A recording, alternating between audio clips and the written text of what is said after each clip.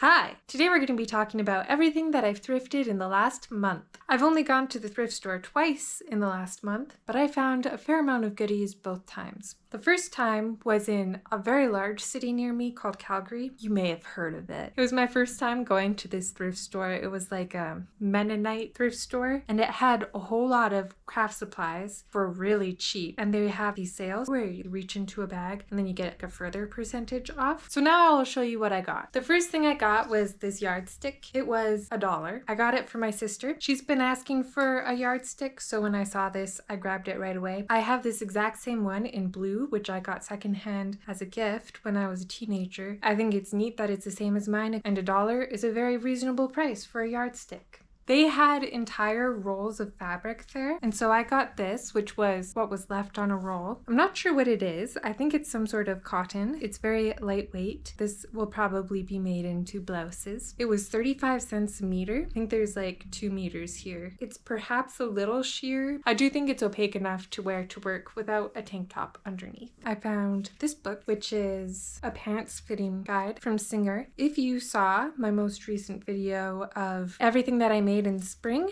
then you will have seen that I have been working diligently on trying to make my pants fit me better. So this will help me a lot. It teaches you how to alter the patterns so that it fits your body better, depending on the type of wrinkles that you get. This is useful. 50 cents, steal of a deal. This, which is a book cover, it was $1. I believe it's rice paper, and I just thought this would be nice for some of my journals, because I get my journals from the dollar store. So they have very bright colors sometimes, and that's not always my vibe. So I figured this would make it so that it's more calm and my vibe. Now we're gonna go into the yarn section. This is a giant, super dense ball of cotton thread, $2. I've been really interested in filet crochet lately. I don't think I'm alone in that. It's definitely very fashionable right now. This is probably like 3 or 4 balls wound onto this. Somebody just took something apart, I think. There's a few patterns that I'm interested in making out of filet crochet. Rather, there is one pattern that has 4 different views. I will link the pattern below, but I will have a photo here. It has a checkerboard motif, it has a heart motif, and it has a flower motif, as well as a plain filet crochet one. And I don't know if I'm gonna make any of those out of this. It's nice to have, and I can make other filet crochets with it. On that trend, this was also $2. There's way less here, but I just thought that this was such a beautiful color. It's a rich sky blue, I'd say, and I think that this will make a nice small filet crochet thing, perhaps even just a crochet thing. I've been considering making my husband a wallet out of a dense crochet stitch. I've made him 2 wallets in the past and they last about 2 years, so I'm trying to brainstorm ways to make his wallets last longer, although 2 years is probably pretty good for little scraps of fabric to be changed into a functional item. I got this, which is a cone of wool and silk. There's only this one cone. It was $1, but I couldn't say no to it because it's wool and silk. It's a thread weight. I'm wondering if I can hold this with something to make socks stronger or something. I don't know what I'm going to use this for, but I'm pleased to have it. I also found 2 different packs of lace. I believe these are from the dollar store. Yeah, they are from the dollar store, but I got them at the thrift store. I probably paid too much for them because I didn't realize they were from the dollar store. I was just excited to find cotton lace. I paid $1 for each pack. This is a very thin lace, but I think that would be nice as a neckline edging. And this one's a much brighter white, but you can see it's quite a bit of a thicker lace. Here you can compare them.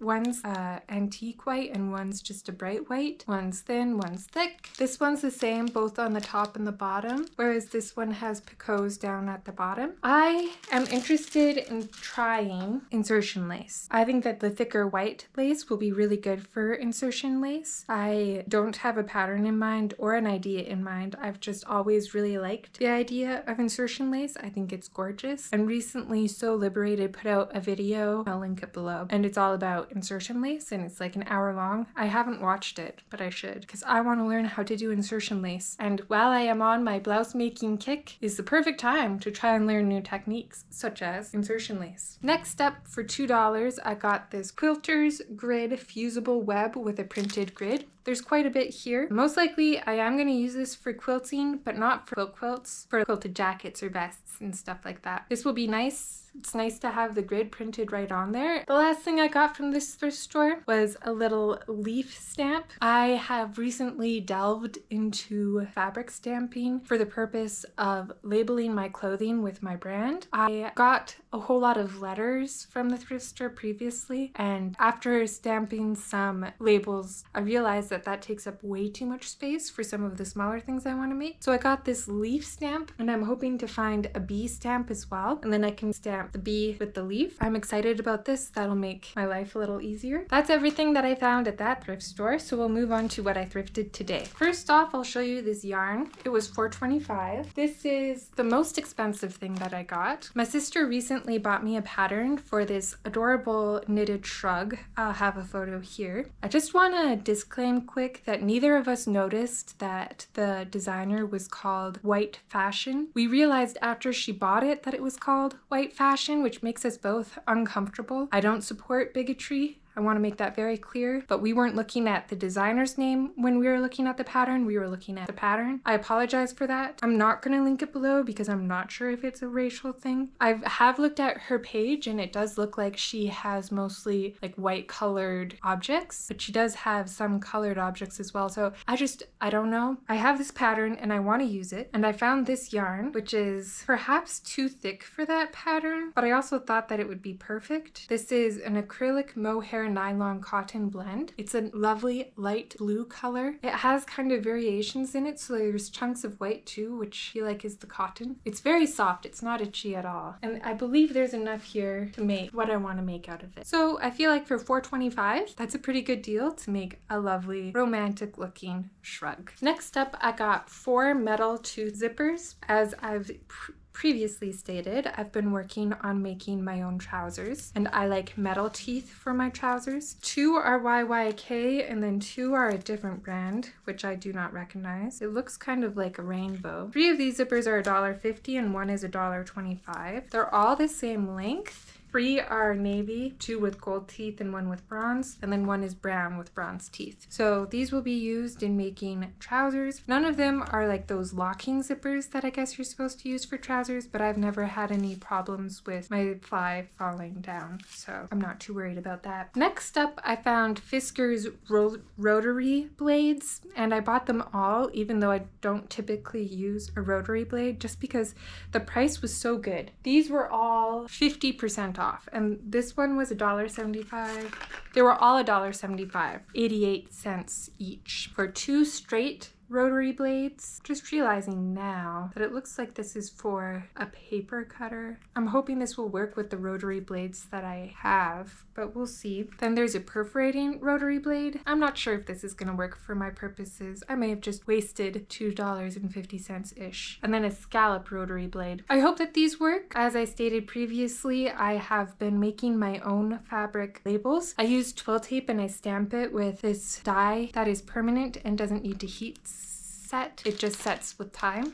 I just found this set of letter stamps. There's a lot, they're tiny. As I was mentioning previously, I was having trouble with my stamps because the letters were too big, so the label would be too big. These were the only ones I could see in the bag, and these are even smaller than those. I thought that this was whatever you mount these stamps onto, but it turns out that this is an ink pad, so I will have to source something for these to go onto. I'm very pleased with this. Last step, I needed a calculator because I'm doing biology right now, and for the genetics part of the course, you need to be able to calculate the probability, and you're allowed to have a calculator, but I was using my phone while I was doing the actual course, but I have to do the final tomorrow, and they want you to use an actual calculator, and I didn't have one. So I got this one. It was $1.75. It came in a bag of office supplies, and there was other calculators there, but they were either broken or more expensive. There was one that was exactly like this one, but it was the same price, but it didn't come with all this extra stuff. I think I can use this extra stuff. Let's look at it. This is a staple remover, and that is a useful tool. I'm probably gonna take this to work because that's probably where I will use it the most. This is a bottle opener, branded. I'm most likely not gonna use this. I will give it to my husband. I'm not sure what this is used for. It's from the Alberta Cancer Foundation. When I was growing up, we would get these, but I grew up in Ontario, and in Ontario, milk comes in